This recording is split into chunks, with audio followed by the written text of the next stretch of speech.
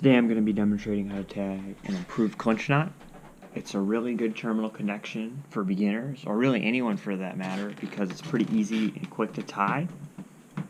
You can tie it on the water very easily.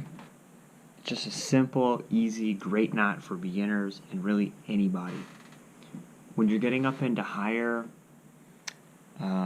diameter tests in mono, it's hard to use and you really can't use it with braid. But for any type of basic fishing where you're using mono or fluorocarbon, it definitely works. So to tie the knot, you're going to want to take your mono. You're going to want to take the tag end, and I'm just using a three-way swivel that I use for striped bass fishing because it has nice big holes and circles. You're going to want to take that tag end, put it through the hole that you're tying it to, the terminal end. You're going to take the line. You're probably going to want to get about 6-8 inches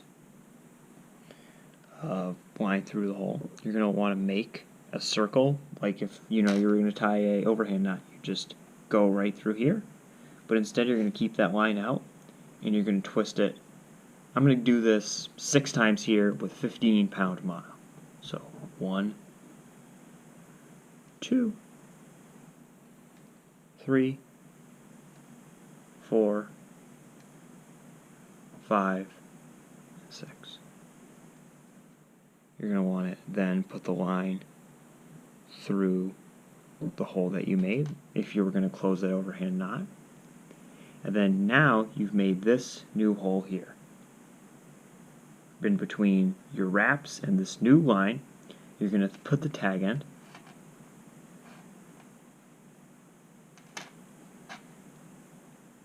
And then you can just go ahead and cinch it right up. When you're cinching this knot, you really don't need, it came out, but thankfully it's pretty easy to tie. You put it right back through. With this knot, you really do not need to pull the tag end to cinch it up. And I'm not a saliva person to cinch knots up.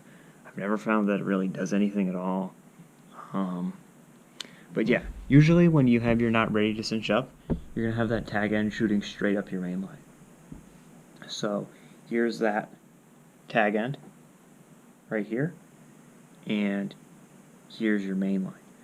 So you're going to cinch it up, and it's going to come usually at about a 90-degree angle when you're done. That's where the tag end is going to be like resting. So let me get this to cinch up. Alright, sometimes you have to push it down and help it guide it down a little bit.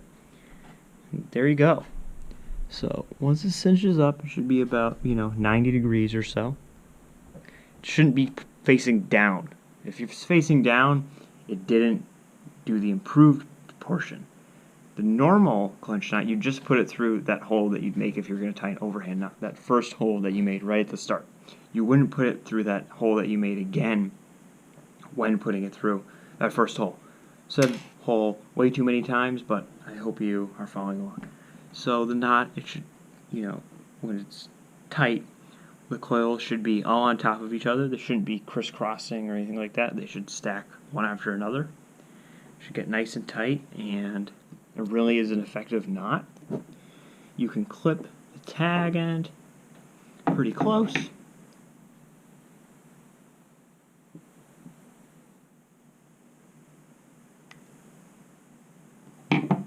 And I like to leave about 1/8 of an inch, give or take.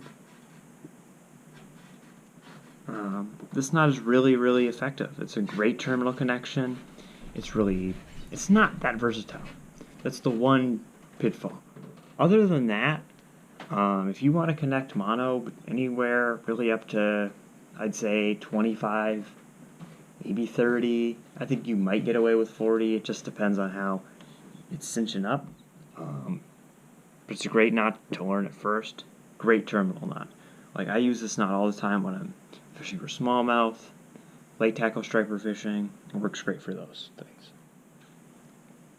So I hope you learned something. This is a great knot to learn. I hope you can go out and use it on the water.